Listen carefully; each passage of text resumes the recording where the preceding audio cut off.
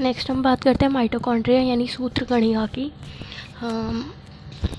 तो इस जैसा हमने पहले पढ़ा कि ये डबल मेम्ब्रेन बाउंड होता है, तो एक इसकी मेम्ब्रेन आउटर मेम्ब्रेन होगी, एक इनर, और दोनों मेम्ब्रेन यानी दोनों झिल्लियों के बीच में जो जगह है उसे क्या बोल देंगे, इंटर मेम्ब्रेन स्पेस। और ये जो खाली जगह आपको दिख रही है इसे क्या बोल देंगे, मैट्रिक्स। ठीक, तो हमने पहले भी पढ़ा कि आरबीसी का मेनली काम क्या है। आरबीसी ऑक्सीजन ले जाता है सारे सेल्स और टिश्यूज़ के पास। तो अगर आरबीसी में माइटोकॉन्ड्रिया होगा तो ऑक्सीजन वो यूटिलाइज़ कर लेगा, क्योंकि जो एनर्जी, माइटोकॉन्ड्रिया का काम क्या है, एनर्जी बनाना यानी एटीपी बनाना। एटीपी किसकी हेल्प से बनती है, ऑक्सीजन की हेल्प से। तो अगर आरबीसी में माइटोकॉन्ड्रिया प्रेजेंट होगा तो माइटोकॉन्ड्रिया ही ऑक्सीजन यूज़ कर लेगा, और अगर उसने ऑक्सीजन यूज़ कर ली तो वो बाकी सेल्स और टिश्यूज़ को कैसे मिलेगी। तो इसीलिए आरबीसी में माइटोकॉन्ड्रिया नहीं होता। एक और चीज़ हमने पढ़ी कि मैच्योर आरबीसी में न्यूक्लियस भी नहीं होता। तो आरबीसी में क्या क्या नहीं है, माइटोकॉन्ड्रिया नहीं है और न्यूक्लियस भी नहीं है। बात करें मैट्रिक्स की, तो मैट्रिक्स में एक साइकिल रन होती है जिसे हम कहते हैं Krebs cycle, based on the scientist name. Scientist का नाम क्या था, हैंस क्रेब। हैंस क्रेब ने सबसे पहली बार ये साइकिल डिस्कवर की थी, तो उसी के नाम पे ये इस साइकिल का नाम पड़ गया क्रेब साइकिल।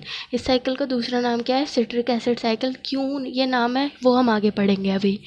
माइटोकॉन्ड्रिया का काम क्या है, एनर्जी बनाना। ठीक, एनर्जी किससे, जो भी हमारे पास जो भी हमने कार्बन का सोर्स खाया है, जैसे कि ग्लूकोज, कार्बोहाइड्रेट, जितनी भी हमने एनर्जी के सोर्सेज खाए हैं, जैसे कि कार्बोहाइड्रेट, फैट, प्रोटीन, इन सबको एटीपी में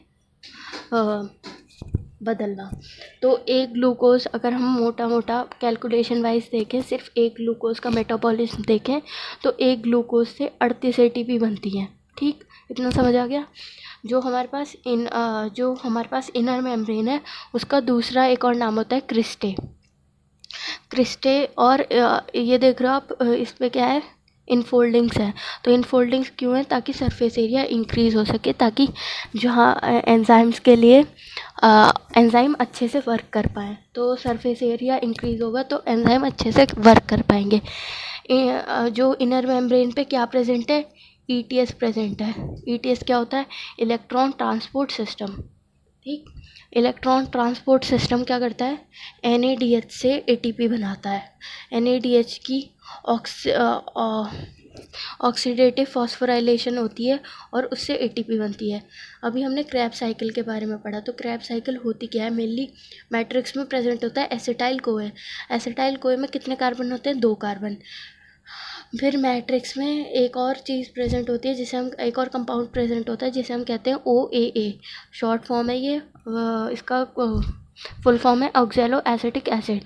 इसमें कितने कार्बन होते हैं, 4 कार्बन। 2 कार्बन और 4 कार्बन मिलके 6 कार्बन का एक कंपाउंड बनाते हैं जिसे हम कहते हैं सिट्रिक एसिड। तो फर्स्ट मेंबर, अगर क्रैब साइकिल का आपसे कोई पूछे तो फर्स्ट मेंबर कौन है, सिट्रिक एसिड। ठीक, फर्स्ट कंपाउंड जो फॉर्म हो रहा है, तो इसलिए इसका नाम सिट्रिक एसिड साइकिल भी होता है। अब सिट्रिक एसिड की ऑक्सीडेटिव डीकार्बोक्सिलेशन होगी और वो वापस से एसिटाइल कोए में कन्वर्ट हो जाता है। एक साइकिल सी रन होती है जिससे हमें 3 NADH और 1 FADH2 बनता है। अब इन NADH और FADH2 का काम क्या है कि एक NADH ETS की हेल्प से 3 ATP बनाता है और एक FADH2 ETS की हेल्प से 2 ATP बनाते हैं। तो अगर हम मेनली क्रैब साइकिल की बात करें तो क्रैब साइकिल से हमें एक एसिटाइल कोए के मेटाबॉलिज्म से हमें क्या मिल रहा है, 3 NADH, तो 3 × 3 9 ATP NADH से मिल गए, और 1 × 2 ATP हमें FADH2 से मिल गए। तो क्रैब साइकिल से हमें कितने ATP मिल रहे हैं, 12 ATP, वो 11 ATP, सॉरी 11 ATP हमें किससे मिल रहे हैं, क्रैब साइकिल से। और एक यहाँ पे एक्स्ट्रा एक ATP SLP से डायरेक्टली फॉर्म हो जाता है क्रैब साइकिल में। तो टोटल हमारे पास जो एक ATP डायरेक्ट, तो +1 ATP डायरेक्ट वाला, ठीक, ये तो NADH और FADH2 की हेल्प से बन रहे हैं, 9 ATP और 2 ATP, और 1 ATP क्रैब साइकिल में डायरेक्ट बनता है। तो टोटल हमें अगर कोई पूछे कि क्रैब साइकिल से कितने ATP मिलते हैं, तो कितने ATP मिलते हैं, 12 ATP। 11 ATP ऑक्सीडेटिव फॉस्फोराइलेशन से मिलते हैं, और 1 ATP SLP का मतलब है SLP से मिलते हैं, यानी सबस्ट्रेट लेवल फॉस्फोराइलेशन से मिलते हैं। 1 ATP डायरेक्ट वाला और 11 ATP ऑक्सीडेटिव फॉस्फोराइलेशन वाले। तो आपको इतना डीप में नहीं जाना, इतना पढ़ना है, एक ग्लूकोज से 38 ATP बन रहे हैं। ठीक, आगे बढ़ते हैं। Next topic is Golgi body. तो ये इसका नाम भी एक साइंटिस्ट के नेम पर रखा गया है, कैमिलो गोल्जाई। 1898 में इन्होंने आउल के न्यूरॉन यानी उल्लू के जो ब्रेन के सेल होते हैं उनमें सबसे पहली बार इसकी डिस्कवरी की थी। तो उन्हीं के नाम पे इसका नाम रख दिया गया गोल्जाई बॉडी। तो गोल्जाई बॉडी ट्यूबुलर से स्ट्रक्चर प्रेजेंट होते हैं सेल्स में। तो इनके दो फेज़ होते हैं, एक सिस फेज़, एक ट्रांस फेज़। सिस फेज़ को हम कॉन्वेक्स फेज़ और ट्रांस फेज़ को कॉनकेव फेज़ भी कहते हैं। इसका दूसरा एक और नाम है फॉर्मिंग फेज़। ठीक, और ये क्या है, मैच्योरिंग फेज़। इसके ये ऐसे नाम क्यों है ये हम अभी डिस्कस करेंगे। तो हमारे पास जो प्रोटीन कहाँ बनती है, राइबोसोम से प्रोटीन बनती है। राइबोसोम क्या है, राइबोसोम प्रोटीन फैक्ट्री है। तो राइबोसोम से जो प्रोटीन बनी वो कहाँ आती है, गोल्जाई के पास। और गोल्जाई उसकी थोड़ी मॉडिफिकेशन करता है, जो कि पहले प्रोटीन यहाँ आएगा सिस फेस के पास, फिर अंदर जाएगा, इसकी कुछ मॉडिफिकेशन होगी। और मतलब जैसे कोई प्रोटीन है उस पर हमें लिपिड की कवरिंग लगानी है, तो ये सब कहाँ होता है, ये होगा गोल्जाई बॉडी के अंदर। और जब पूरी तरह से मॉडिफिकेशन हो जाएगी वो ट्रांस फेज से यानी मैच्योरिंग फेज से निकल जाएगा। तो एक तो इसमें हो रहा है मॉडिफिकेशन ऑफ प्रोटीन। दूसरा फिर जो हमने एक बॉडी पढ़ेंगे आगे जाके, एक सेल ऑर्गेनल पढ़ेंगे, लाइजोसोम। तो लाइजोसोम भी गोल्जाई बॉडी ही बनाता है, लाइजोसोम फॉर्मेशन। तीसरा हमने पढ़ा ग्लाइकोलिपिड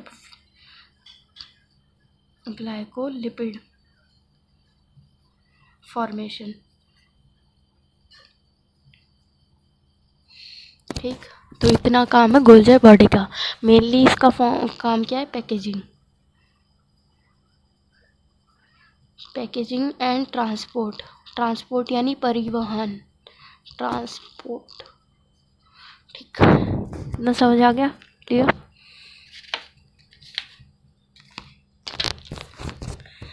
तो नेक्स्ट टॉपिक है वैक्यूल यानी राजधानी। ठीक, वैक्यूल में क्या क्या होता है, वाटर होता है, सैप होता है और एक्सक्रीटरी प्रोडक्ट्स होते हैं। यानी जितनी भी चीज़ें सेल के लिए यूज़फुल नहीं है, काम की नहीं है, वो कहाँ प्रेजेंट होंगी, वैक्यूल में। हमने पढ़ा है कि हमारी बॉडी में 70% वाटर है। अब ये वाटर ऐसा तो है नहीं कहीं स्टमक में भरा हुआ है, ये कहाँ है, हमारे सेल्स के वैक्यूल के अंदर है। तो जितना भी पानी हमारे शरीर में है वो कहाँ प्रेजेंट है, वैक्यूल के अंदर। तो वैक्यूल में क्या होता है, वाटर, सैप, एक्सक्रीटरी प्रोडक्ट। बहुत इंपॉर्टेंट क्वेश्चन है कि वैक्यूल की मेम्ब्रेन का नाम क्या है। वैक्यूल की मेम्ब्रेन का नाम है टोनोप्लास्ट।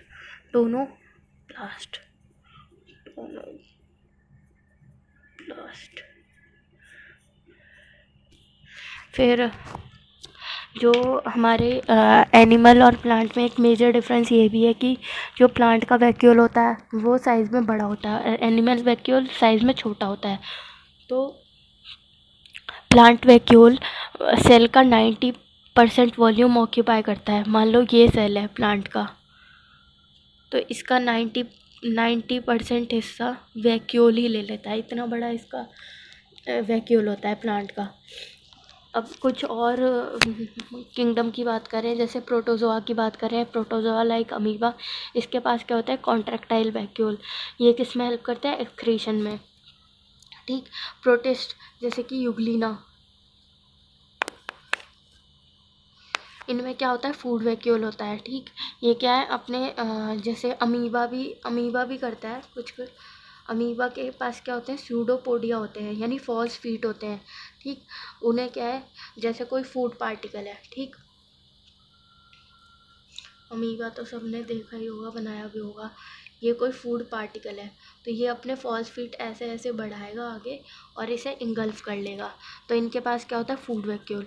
फिर आते हैं हमारे साइनोबैक्टीरिया यानी blue green algae, blue green alga,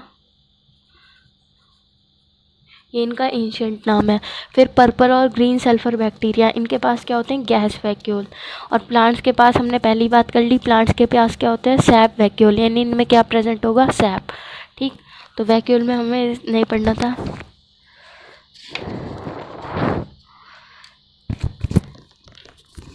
next is centrosome. Centrosome को हिंदी में हम तारक काय कहते हैं, और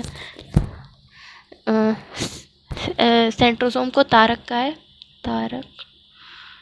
काय और सेंट्रियोल को क्या कहते हैं, पढ़ाई होगा, तारक केंद्र। ठीक, तो एक हमारे पास ऐसा सिलेंड्रिकल सा स्ट्रक्चर होता है जिसे हम कहते हैं सेंट्रियोल। ठीक, अगर ऐसे ही दो सेंट्रियोल हम परपेंडिकुलर लगा दें, परपेंडिकुलर यानी 90 डिग्री के एंगल पे लगा दें, तो उस स्ट्रक्चर को क्या बोल देंगे, सेंट्रोजोम। ठीक, बहुत बच्चों को ये इन दोनों का डिफरेंस नहीं पता हो, तो सेंट्रियोल और सेंट्रोजोम दो अलग अलग चीज़ें हैं। और अगर इसी सेंट्रोजोम पे हम स्पिंडल फाइबर लगा दें, ये क्या है, स्पिंडल फाइबर। ठीक, ये धागे से जो निकल रहे हैं ये क्या है, स्पिंडल फाइबर, तो इसी स्ट्रक्चर को क्या बोल देंगे, एस्टर। ठीक, सेंट्रोजोम एनिमल सेल्स में पाया जाता है, प्लांट सेल्स में सेंट्रोजोम नहीं होता। ठीक, लिख देते हैं, ओनली इन एनिमल सेल्स। ठीक, तो जिनके पास यानी प्लांट सेल्स के पास एस्टर नहीं है, सेंट्रोजोम नहीं है, तो एस्टर क्या खाक होगा, तो उन्हें क्या बोल देंगे, प्लांट सेल्स क्या होते हैं, यहाँ लिख देते हैं, प्लांट सेल्स एन एस्टर, यानी जिनके पास एस्टर नहीं है। ठीक, तो अब हम सेंट्रोजोम का स्ट्रक्चर देखें। अगर हम इस सिलेंड्रिकल स्ट्रक्चर को टीएस में से यानी ट्रांसफर सेक्शन इसका काटते हैं, तो हमें कोर दिखेगा जो ऐसा दिखता है। इसका कार्ट व्हील लाइक स्ट्रक्चर होता है, यानी बैलगाड़ी के पहिए जैसा स्ट्रक्चर होता है। ठीक, तो अब ये बना कैसे होता है ये देखते हैं। तो हमारे जो यूकैरियोटिक में होती है प्रोटीन, उसका नाम है ट्यूब्यूलिन। दो टाइप की ट्यूब्यूलिन होती है, एक अल्फ़ा ट्यूब्यूलिन और एक बीटा ट्यूब्यूलिन। अगर हम इन्हें ऑल्टरनेटली यानी एक अल्फ़ा एक बीटा एक अल्फ़ा एक बीटा ऐसे लगा देंगे, तो ये क्या बन जाएगा, प्रोटोफिलामेंट। और यही 13 प्रोटोफिलामेंट मिलके क्या बना देंगे, माइक्रोट्यूब्यूल। ठीक, तो alpha tubulin beta tubulin alternately लगाया तो क्या बन गया, प्रोटोफिलामेंट।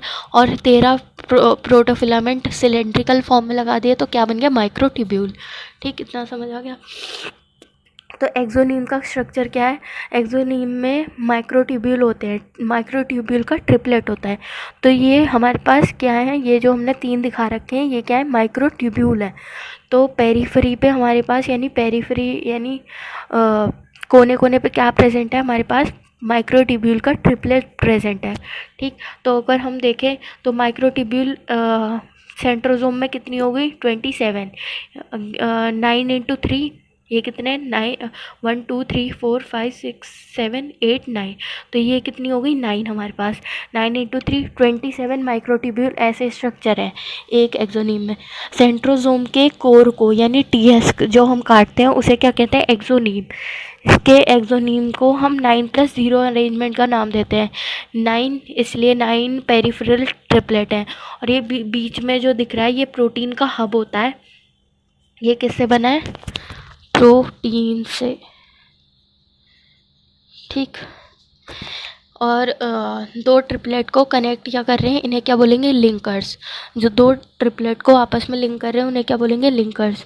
ठीक, और ये जो एक ट्रिपलेट से हमारे पास ये निकल रहा है रेडियल, इसे क्या बोलेंगे, जो हब से कनेक्ट करता है उसे क्या बोलेंगे, रेडियल स्पोक। ठीक, ये क्या है, रेडियल स्पोक।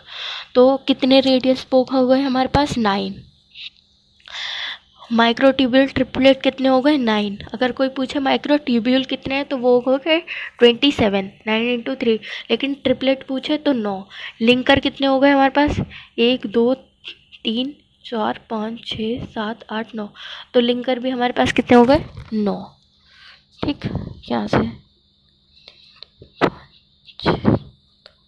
तो 1 2 3 4 5 9। ठीक, 9 लिंकर हुए। हब सेंटर में प्रेजेंट है, किसके बना हुआ है? प्रोटीन। अब 0 इसलिए कहते हैं क्योंकि सेंटर में कोई माइक्रोट्यूब्यूल नहीं प्रेजेंट। ठीक, तो इसलिए 9+0 अरेंजमेंट। हम सीलिया और फ्लैजेला में बात करेंगे तो उनमें क्या होता है? 9+2 अरेंजमेंट, और उनके सेंटर में 2 माइक्रोट्यूब्यूल प्रेजेंट होती हैं। ठीक, तो इसलिए वहाँ अरेंजमेंट हो जाता है 9+2। सेंट्रोजोम का कोर किससे बना हुआ है? एक्सोनीम से। एक्सोनीम में क्या है? 9 पेरिफेरल ट्रिपलेट है ऑफ माइक्रोट्यूब्यूल, और सेंटर में प्रोटीन है। सेंट्रल में प्रोटीन पार्ट है जिसे हम कहते हैं हब। ठीक, इतना समझ आ गया? सेंट्रोजोम हेल्प किस में करता है? तो सेंट्रोजोम हेल्प करता है सेल डिवीजन में। सेंट्रोजोम